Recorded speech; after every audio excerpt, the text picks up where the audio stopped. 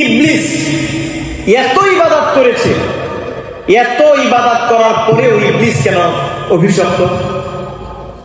ইবলিস এই কারণে অভিশপ্ত, সে ছিল অহংকারী। আর অহংকারী যারা হবে আল্লাহ রাব্বুল আলামিন তাদেরকে ভালোবাসবেন না। যারা অহংকারী হবে আল্লাহ সুবহানাহু ওয়া তাআলা তাদেরকে ভালোবাসবেন না। আমরা যেটা জানি, এটা হাদিসটা কতটুকু সত্য আমরা জানি না, পৃথিবীর এমন কোন জায়গা বাদ নাই যেখানে ইবলিস সিজদা দেয় নাই। এত ইবাদত করেছে, এত আমল করেছে, কিন্তু সে অভিশপ্ত। কেন অভিশপ্ত?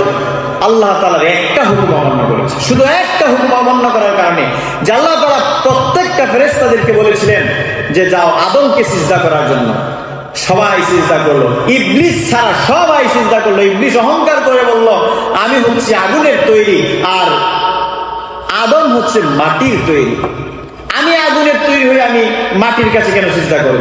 সে সামান্য একটু অহংকার করার কারণে আল্লাহ রাব্বুল আলামিন বললেন তোর এত বড় সাহস, তুই আমার হুকুম অমান্য করিস, এত বড় তোর অহংকার, যা তুই আজকে অভিশপ্তদের অন্তর্ভুক্ত।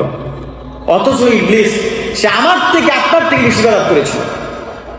এই ইবলিস প্রচুর ইবাদত করেছিল, এক সময় ফেরেশতাদের সর্দার ছিল, ফেরেশতাদের শিক্ষক ছিল, কিন্তু এত ইবাদত করার পরেও সামান্য একটা অপরাধের জন্য সে আজকে অভিশপ্ত। আর এই অপরাধটা হলো অহংকার।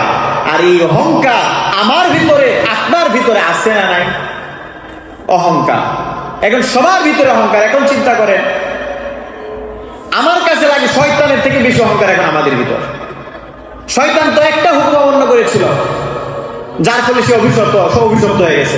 আর আমরা হাজার হাজার আদেশ আমরা প্রতিনিয়ত অমান্য করছি। একটাবার চিন্তা করুন,